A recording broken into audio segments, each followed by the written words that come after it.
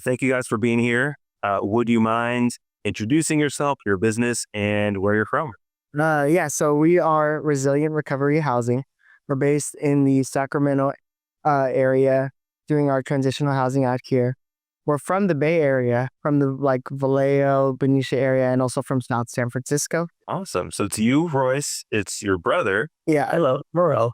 Morel, and then it's Priscilla. Yes, I'm their aunt. Okay, I didn't know that. So I love it when partners come together, but family coming together. That's even better. Yes, thank you. Very cool. So what were you looking for? What brought you to sober living homes in the first place, and like what brought you to us? Yeah, yeah, definitely. I think so. I've known you, Andrew, for a little bit now since like I want to say the pandemic. I was following you while you were still on your flipping journey, through Austin and that kind of thing. And I was following you through that, and I kind of like watched you like scale this transitional housing sober living business, kind of from scratch, and pretty much watching you do that. It was interesting to me, just because I haven't seen that type of real estate opportunity before. It was definitely refreshing to hear that there was an opportunity available too, where you can really synergize helping people with, what our passion is in real estate. So I really like that. And initially we were doing like more Airbnb and like trying to go down that route. And we made the pivot last year in June because I've been working as a nurse in the ER, and I really wanted to bring my brother on board. Me and my aunt were ready to kind of doing the Airbnb arbitrage thing, and I wanted to bring my brother into the fold and try to do some of this sober living thing because I felt like it was something that he would be interested in as well. Um, the work kind of like hits home for him in a lot of ways, and it hits home for me as far as like what I do with working in the emergency room.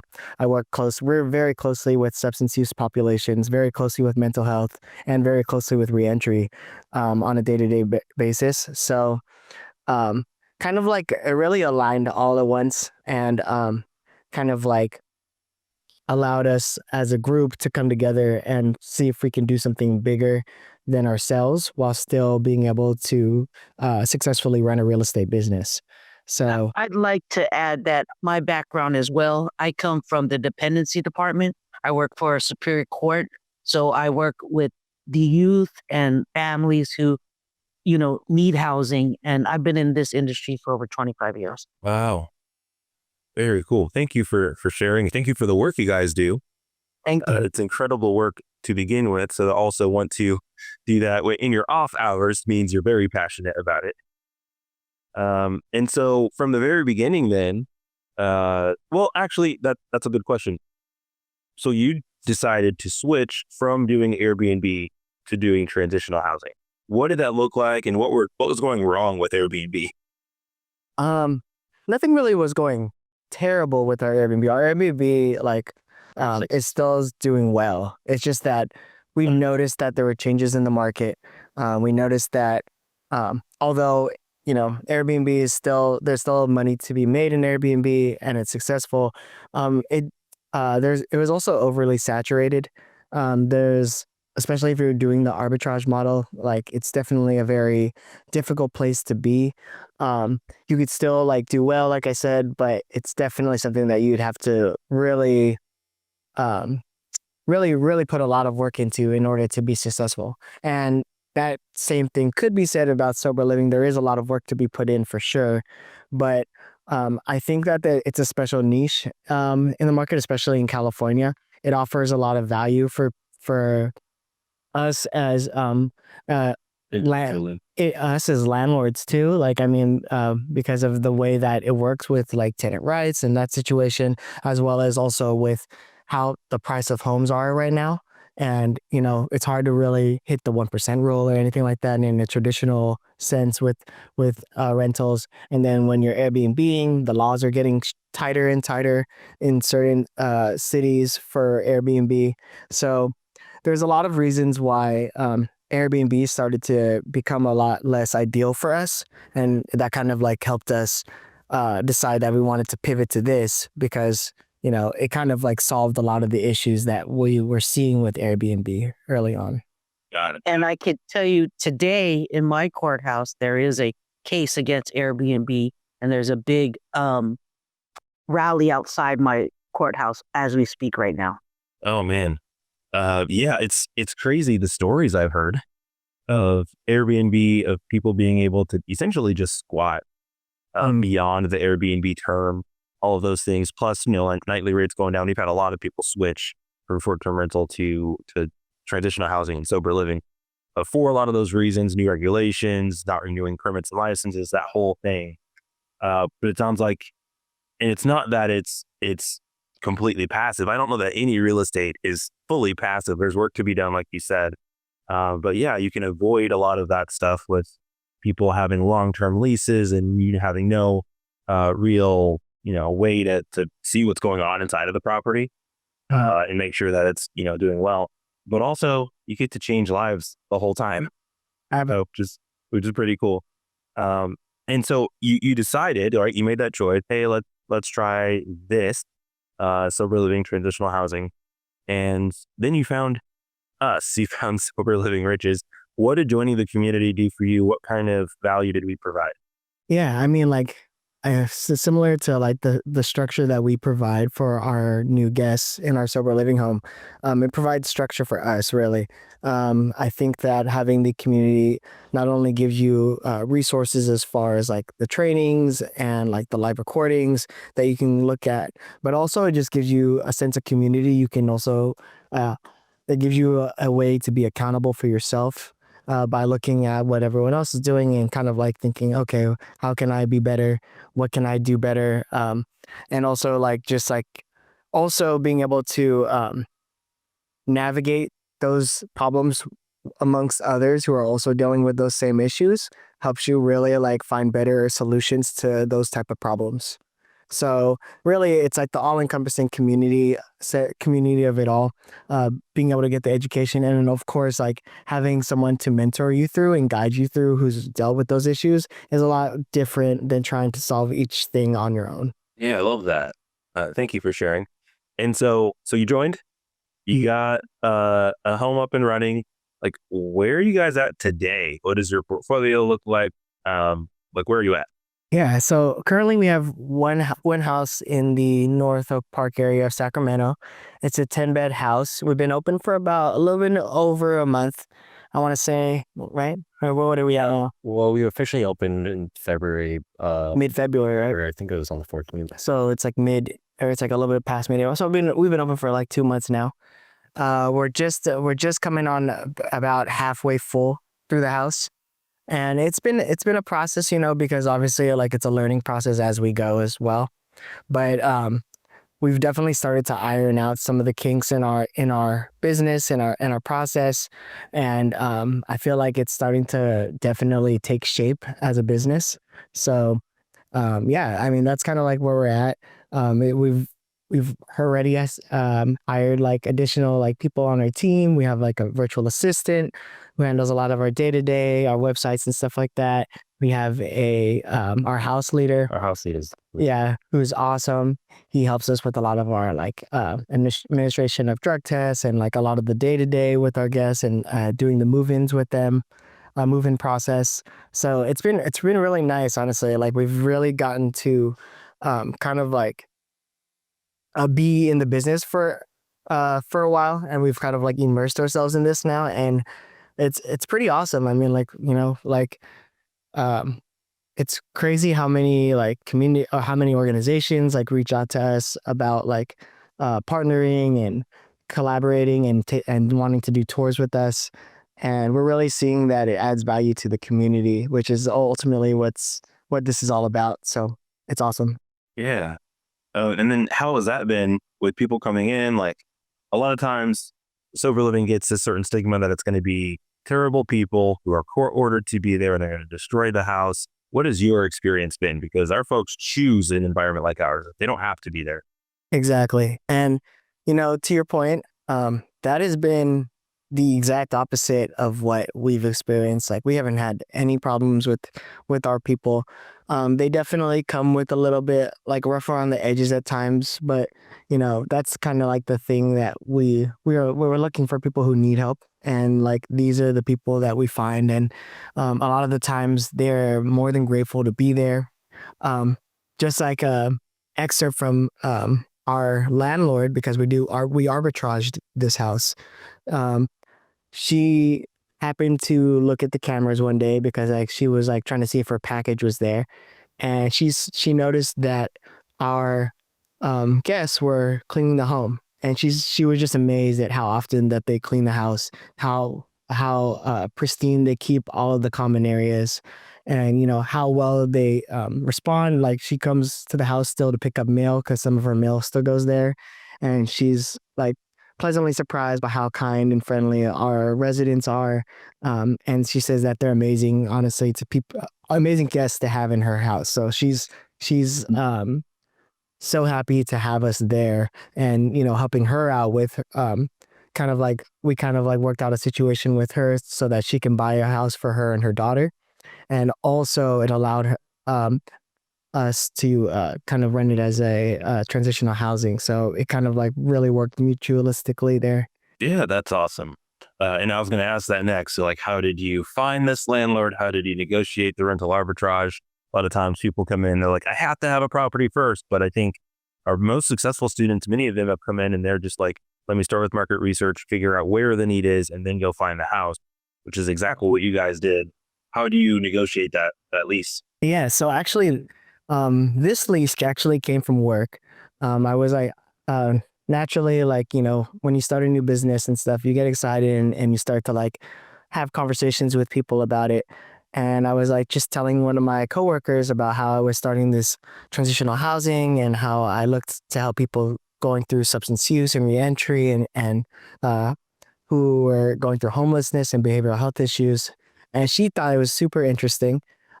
We were pretty transparent with her, and I think that that's the way that you should go about it. You should definitely just be transparent. That she asked. I told her that we've been doing real estate for a little bit, but this is our first home. And she said, "Would you like?" I was like, I asked her if she would possibly consider renting to us, and she's like, "Yeah, I know you guys do Airbnb too, but um, would we do Airbnb or this?" And I was like, "Well, preferably this, but if you don't feel comfortable, then it's okay. We can try the Airbnb route instead. But let me run by you exactly like what we would do and how this would work for us." So essentially, I sat down with her, and we talked it over, and ultimately she saw the systems in place for our sober living, and like she saw the foundation that we were trying to set and the communities we were trying to serve, and that on top of like what we were able to do for her on the financial end kind of helped her make that decision to go with us for the transitional housing route. And really what it came down to was this. I ran the numbers for an Airbnb for her house, and her house is in a very good location in downtown Sacramento.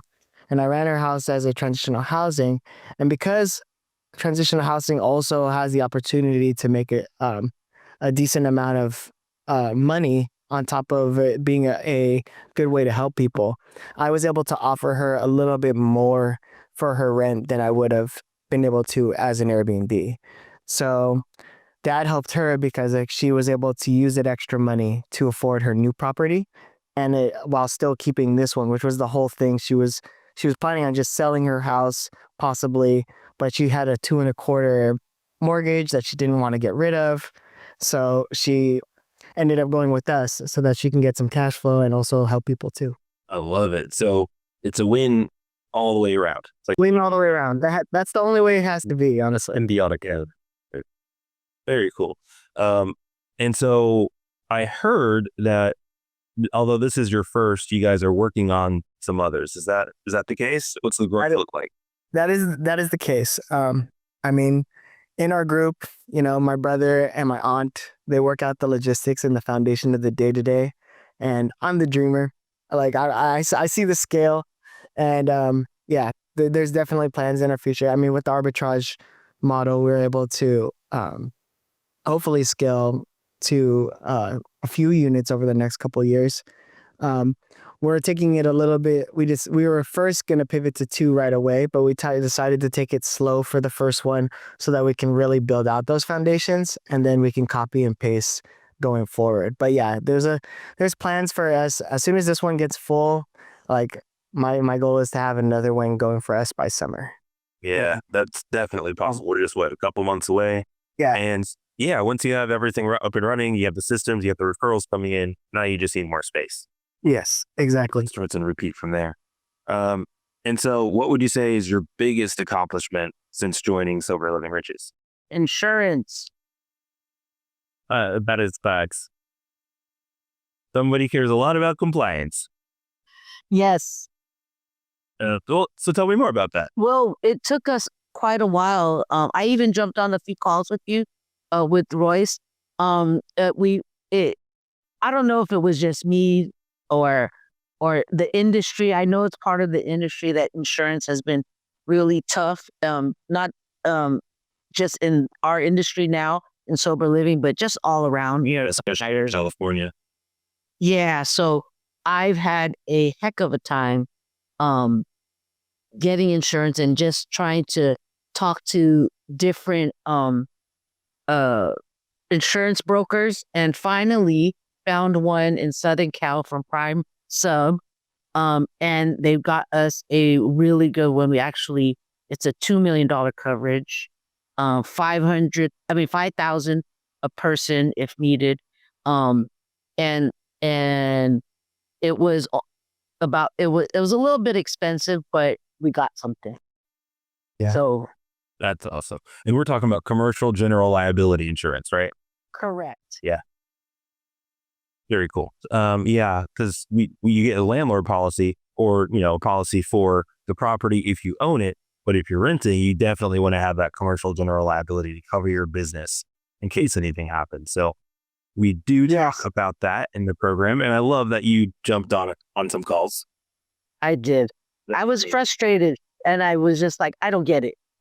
But you smoothed a lot of that out with the questions. And then Royce also, we went through some of the calls. I looked through the calls, which is great, in the sober living, the school, and just took a little bit of talking to finding the right broker and letting them really know what we're doing. And we were able to find something.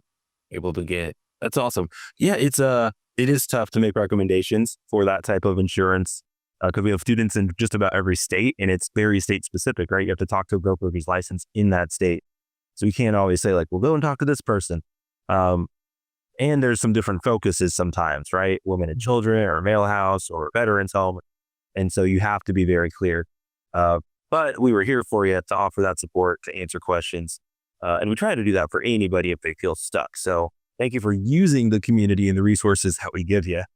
Yeah. Because some people don't. And it's like, well, what are you doing? We're here for you. Yeah. Very cool. And so, gosh, before you do an Airbnb, Royce, I know you work a lot. ER nurse, 60 hours a week. What does life look like today, and kind of what's the plan in just a few months once you have 2 homes up and running?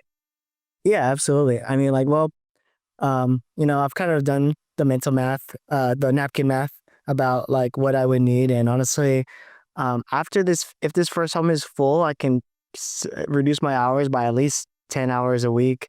And once I get the second home, maybe another 10 hours a week. So as I continuously build this portfolio and scale with my partners, I'll be able to step away from my nursing more, my W-2, and kind of focus on this, honestly. But also this, as we continue to build out our systems, this is also becoming less of a time intensive thing.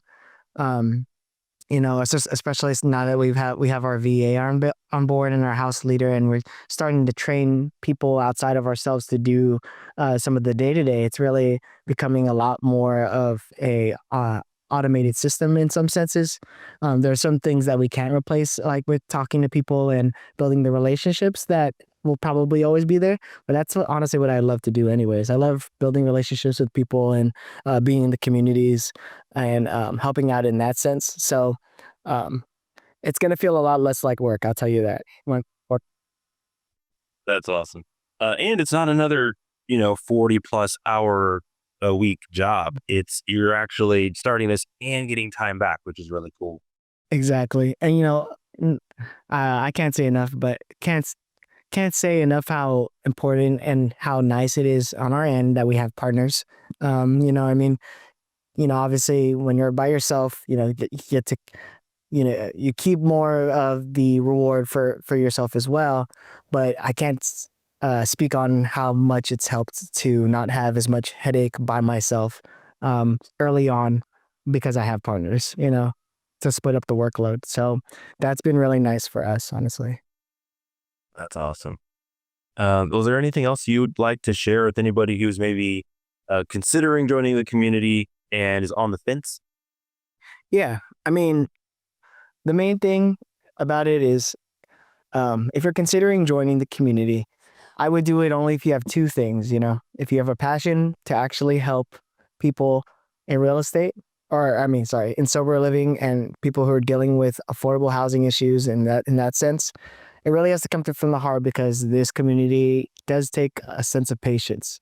And then the other thing I would say is if you're looking for something where on the real estate side, if you're looking for something that's uh, kind of still untapped, in my opinion, like I feel like there's a huge need for this and you can do a lot. It reminds me, I think I was talking to another investor about how it reminds me a lot of like Airbnb in its early stages, where it's like it's still pretty unregulated overall. And, it's still unsaturated to the point where like pretty much any house will work for this model. Like, so that's the reasons why I would join again, is because I feel like it just really aligns with those two things if you're looking for that. Yeah, thank you for sharing. We love having you. We love the fact that you've given back a lot. You answer questions in the community. You've made some connections to investors. You shared those resources in the community so that folks can find rental arbitrage opportunities like you have. And I'm really excited to see what the future has for all of you guys, especially as you start owning real estate, because you're going to be making a good amount. You already make a good amount, I'm sure. But then you can start to offset your taxes with the depreciation and stuff that comes with owning public properties. So yeah, thank you for being here today. Thank you for sharing your story. Yeah. And any last words, anything else you guys want to share, Morel or Priscilla? No, thank you for giving me this opportunity. And I'm so grateful that Royce, stumbled upon you and we're here today. So thank you. Yeah. And thank you for having such a great community of people that are willing to share. So that's great too. Thank you. It's because it's made up of people like you. So thank you for being you and for sharing. And I look forward to you sharing as you guys continue to move forward and add on more properties and help more people in Sacramento. Awesome. Thanks, Andrew. Appreciate your time, man. Yeah, you're welcome. I'll see you guys. All right, All man. right. Good one. Have a good day. Bye bye.